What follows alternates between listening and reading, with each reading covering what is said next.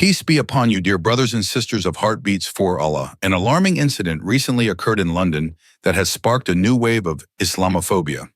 A man whose exact religious affiliation remains unclear, whether Jewish or Christian, committed a deplorable act of sacrilege right in the middle of a public street, brazenly recorded on camera. He attempted to burn the Holy Quran. However, at the crucial moment, an elderly gentleman appeared seemingly out of nowhere and intervened in a way that has left many people feeling both astonished and grateful. Before this shocking event, various Islamophobic incidents had also taken place in London, causing Muslim residents and others to stage protests and block roads in response. Rallies against Islamophobia have been organized in multiple countries, yet certain hostile individuals persist in their provocative actions. These agitators, some say, are the rightful recipients of divine wrath for their deliberate attempts to inflame hatred. Today's incident, captured on video, has revealed how this man tried to desecrate the Quran in broad daylight, only to be confronted by an elderly Muslim who refused to stand by in silence. Curiously, the person recording the video later shifted blame onto the elderly man, labeling him a terrorist rather than denouncing the original perpetrator who had brazenly committed the foul act. This older Muslim man, whom the video's narrator slurs as a terrorist, had come forward with the singular aim of defending his holy scripture. People watched in astonishment as he confronted the perpetrator in the middle of the street. In the footage, we see him panting, as if he had raced there the moment he discovered what was happening. He wrested the Quran from the man's hand, where flames had already begun to lick at the book's cover.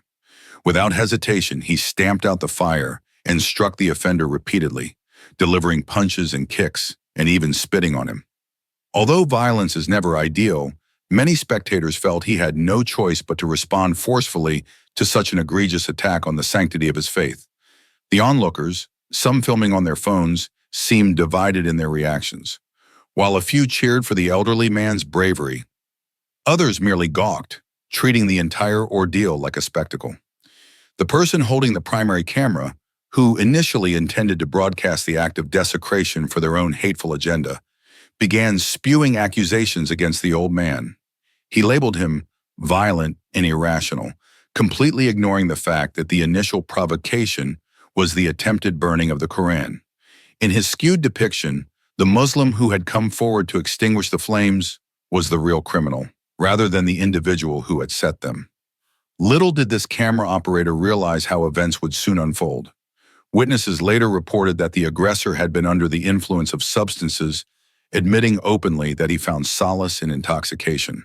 According to him, Islamic teachings against such behavior were incompatible with his worldview.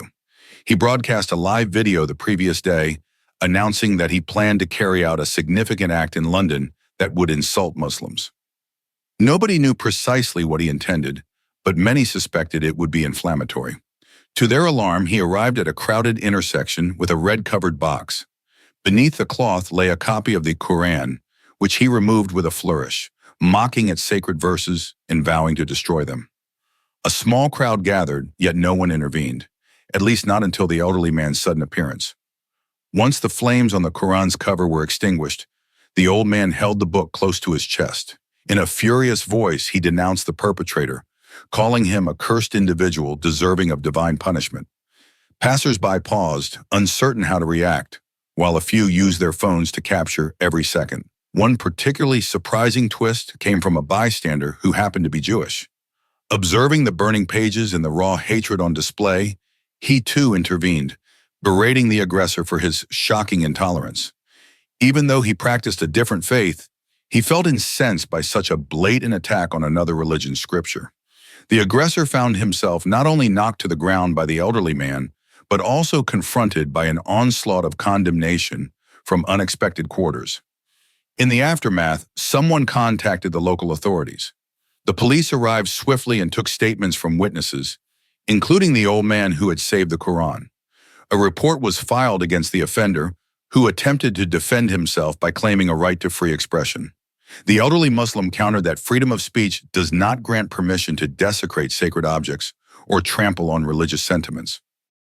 If anyone tried to defile another faith's holy texts in his presence, he asserted, he would stand up for them as well. The real question, he said, was why onlookers had simply watched without intervening, filming casually as though it were a form of entertainment. Although charges were leveled against the aggressor, rumors soon surfaced that he intended to use his connections to persecute the elderly man who had stopped him. Some claimed he bragged about his influence, vowing that he would make sure the old man faced dire consequences for daring to oppose him. Determined to protect his beloved scripture, the elderly Muslim departed for the police station, Quran in hand, intent on filing any necessary paperwork to keep the aggressor at bay.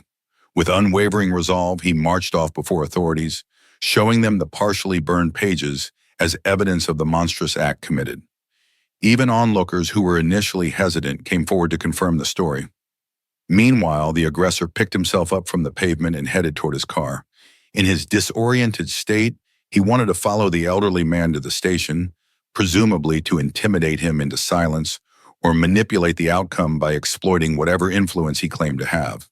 Witnesses recall him shouting obscenities as he fumbled with his keys.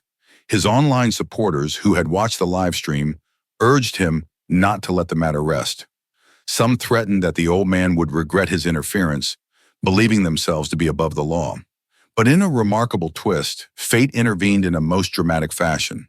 Multiple reports state that as the aggressor drove off, he began swerving erratically, possibly due to lingering intoxication or sheer rage.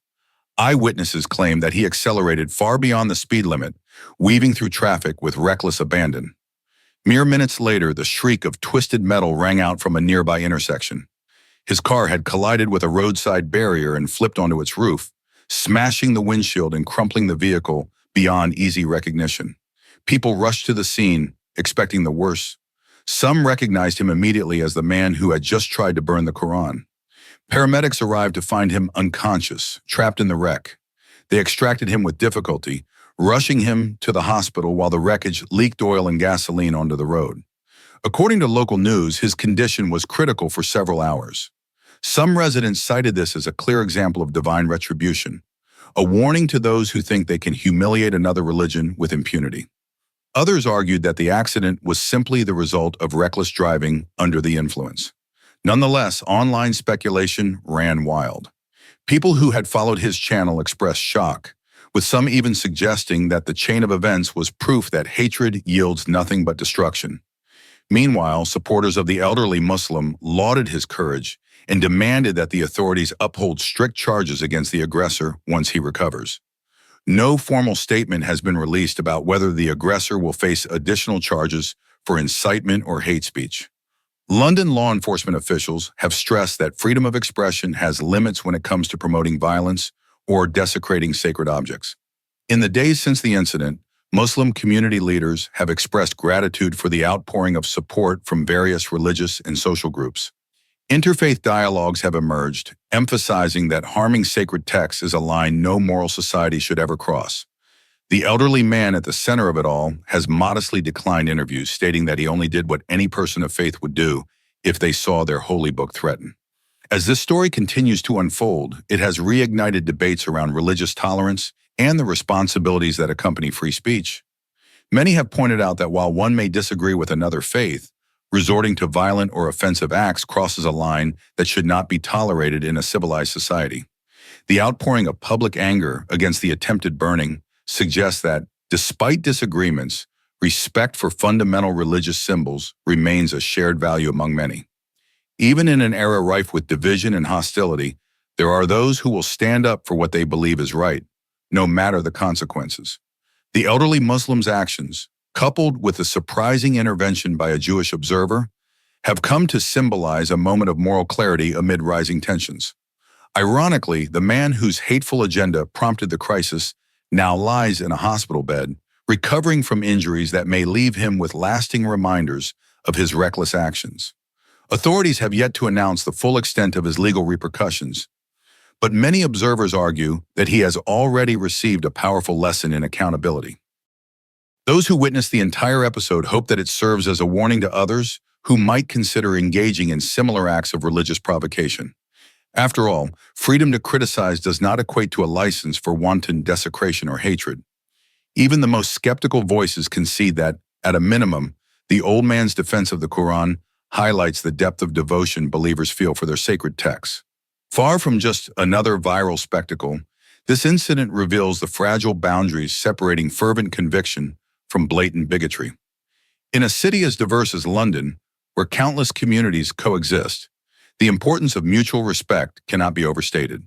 If there is any silver lining, it is that people of varied backgrounds momentarily rallied around the principle that certain moral lines must not be crossed. Perhaps the crash that ended the aggressor's rampage will also close the door on such disturbing chapters. Time will tell.